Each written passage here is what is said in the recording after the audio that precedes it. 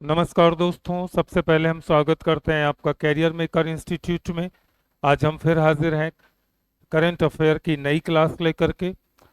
हमेशा की तरह हम पिछले वीडियो का प्रश्न सबसे पहले लेते हैं, जिसके आंसर की अपेक्षा हम कमेंट्स बॉक्स में आपसे करते हैं। आप सभी उसका आंसर देते हैं, उसके लिए हम धन्यवाद देते हैं।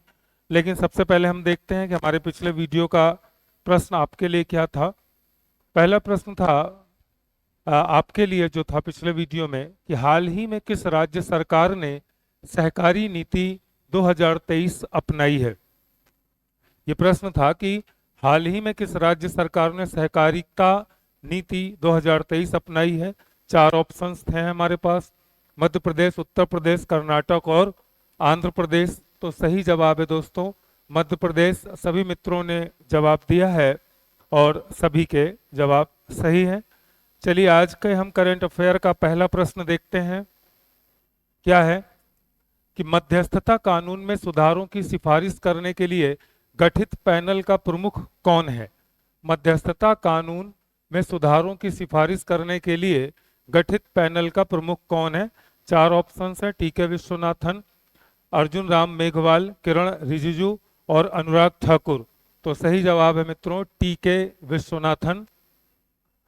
टीके विश्वनाथन इसका सही जवाब है। सरकार ने भारत को अंतर्राष्ट्रीय मध्यस्थता के लिए वैश्विक केंद्र के रूप में स्थापित करने और अदालतों पर दबाव कम करने के लिए पूर्व कानून सचिव टीके विश्वनाथन की अध्यक्षता में एक विशेषज्ञ पैनल का गठन किया है। पैनल मध्यस्थता और सुलह अधिनियम में सुधार का प्रस्ताव करेगा।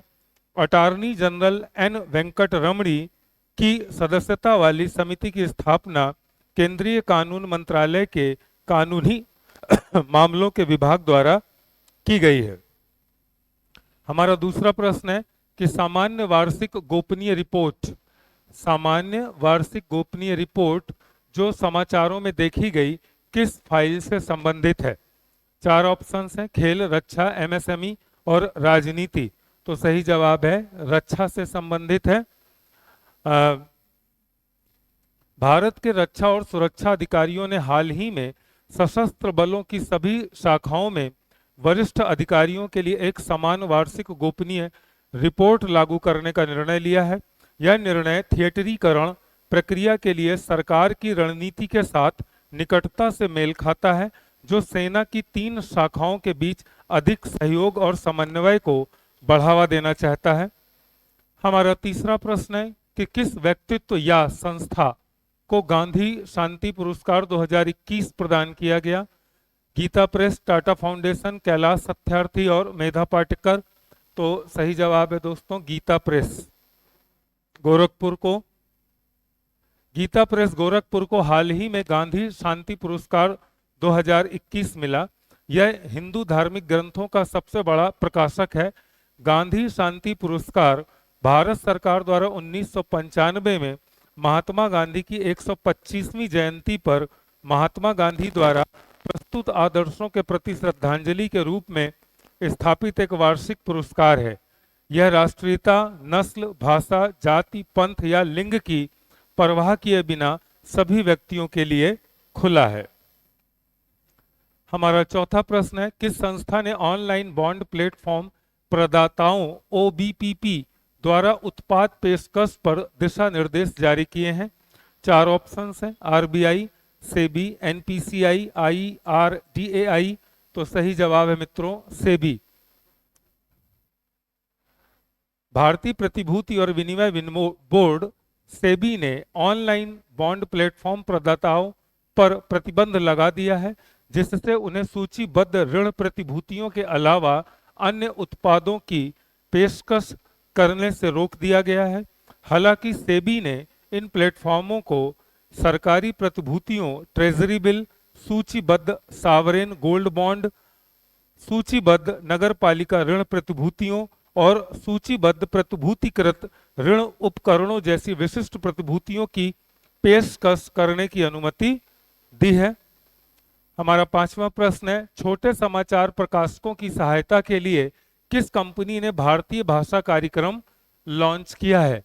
छोटे समाचार प्रकाशकों की सहायता के लिए किस कंपनी ने भारतीय भाषा कार्यक्रम लॉन्च किया है? चार ऑप्शन है, माइक्रोसॉफ्ट, गूगल, एप्पल और सैमसंग। तो सही जवाब है दोस्तों गूगल।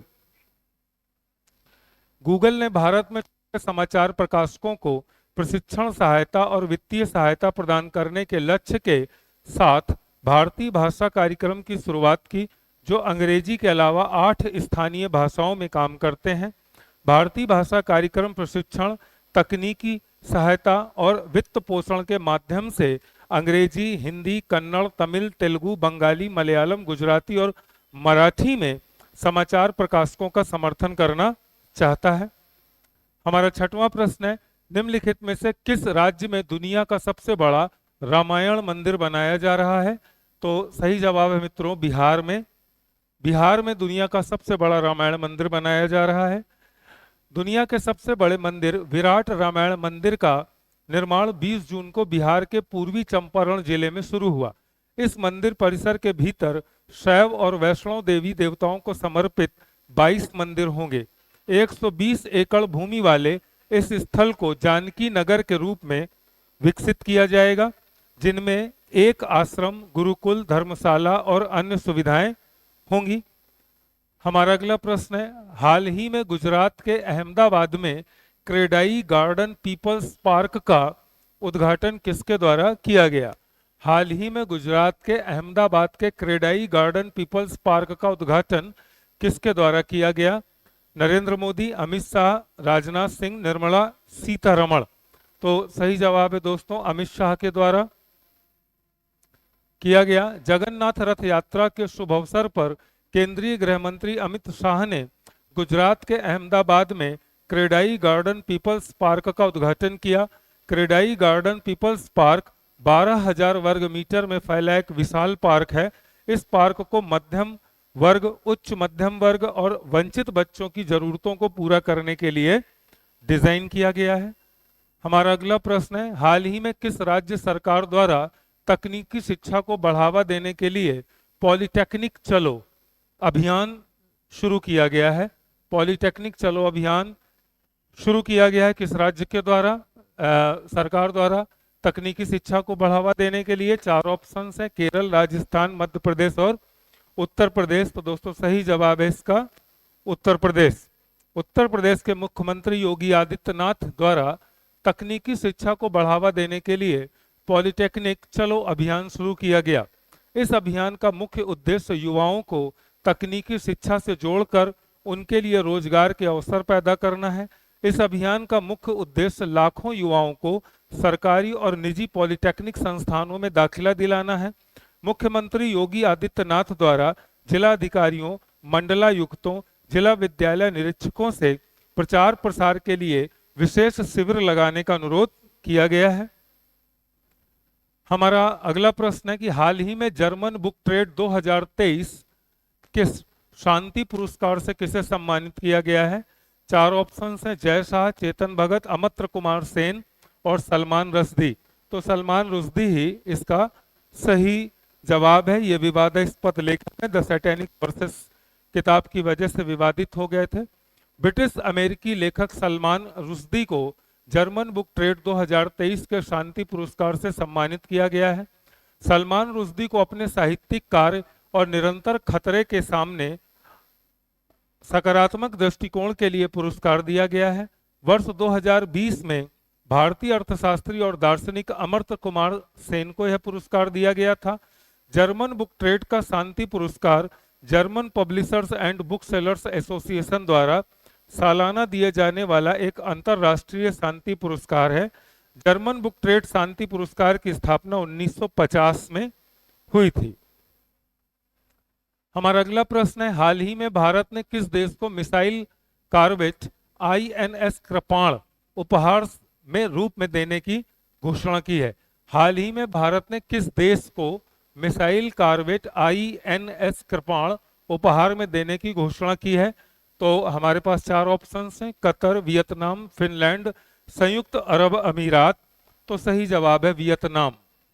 वियतनाम को सरकार ने रक्षा मंत्री राजनाथ सिंह ने 19 जून को वियतनाम पीपल्स नेवी को एक स्वदेशी in service missile corvette INS कृपाण उपहार में देने की घोषणा की। दिल्ली में रक्षा मंत्री सिंह और वियतनाम के रक्षा मंत्री जनरल फान वान गैंग के बीच हुई वार्ता के दौरान यह घोषणा की गई कि इस बैठक के दौरान भारत और वियतनाम के बीच द्विपक्षीय रक्षा सहयोग की पहल की समीक्षा की गई। वियतनाम के प्रधानमंत्री हैं फाम मिन ही चिन्ह और वियतनाम की राजधानी है हनोई। हमारा अगला प्रश्न है, हाल ही में जारी हुरुन इंडिया की रिपोर्ट के अनुसार भारत की सबसे मूल्यवान लिस्टेड प्राइवेट कंपनी कौन सी है? तो इसका सही जवाब है दोस्तों रिलायंस इंडस्ट्रीज। हुरुन इंडिया की रिपोर्ट के अनुसार भारत की सबसे मूल्यवान listed private company Reliance industry है। रिलायंस इंडस्ट्री का कुल बाजार पूंजीकरण 16,37,327 करोड़ का है। इस लिस्ट में दूसरे नंबर पर टाटा ग्रुप की टाटा कंसल्टेंसी सर्विस टीसीएस का स्थान आता है, जिसका कुल बाजार पूंजीकरण 11.8 लाख करोड़ रुपए का है। एचडीएफसी बैंक 9.4 लाख करोड़ रुपए के साथ तीसरे स्थान पर है। हमारा अगला प्रश्न है, हाल ही में फिनलैंड के नए प्रधानमंत्री के रूप में किसे चुना गया है?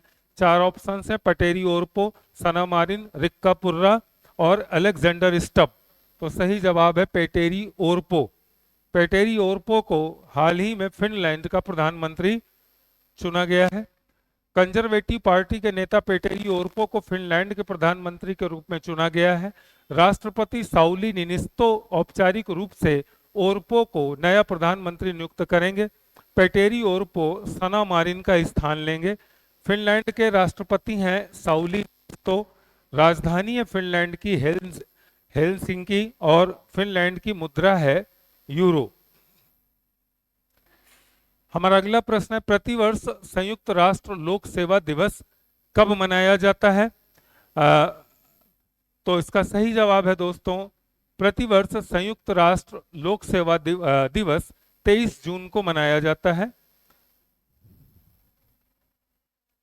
प्रतिवर्ष संयुक्त राष्ट्र लोक सेवा दिवस 23 जून को मनाया जाता है।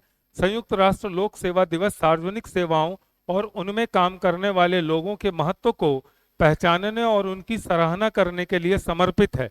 सार्वजनिक सेवाएं समुदायों को आवश्यक सेवाएं प्रदान करके हमारे समाज में एक महत्वपूर्ण भूमिका निभाती हैं, जैसे कि स्वास्थ्य सेवा, शिक्षा, परिवहन और सार्वजनिक सुरक्षा। 20 दिसंबर 2002 को क्षमा चाहते हैं 2002 को संयुक्त राष्ट्र महासभा ने 23 जून को संयुक्त राष्ट्र लोक सेवा दिवस के रूप में चुना गया था। हमारा अंतिम प्रश्न है आपके लिए दोस्तों, जैसा कि हमेशा होता है। हमारा अंतिम प्रश्न है, हाल ही में किस देश ने अपने सभी यूनिवर्सिटी कैंपस में होली मनाने पर बैन लगा दिया है, माने प्रतिबंध लगा दिया है? प्रश्न एक बार फिर से दोहरा लें, हाल ही में किस देश ने अपने सभी यूनिवर्सिटी कैंपस में होली मनाने पर बैन लगा दिया है? चार ऑप्शंस हैं, चीन, मलेशिया, पाकिस्तान और अफगानिस्तान। तो दोस्तों इसका जवाब आपको कमेंट्स बॉक्स में देना है, हम इंतजार करेंगे। तब तक के लिए हम आपसे विदा चाहते हैं। मिलते हैं एक नई करंट अफेयर क्लास के साथ। नमस्कार, धन्यवाद।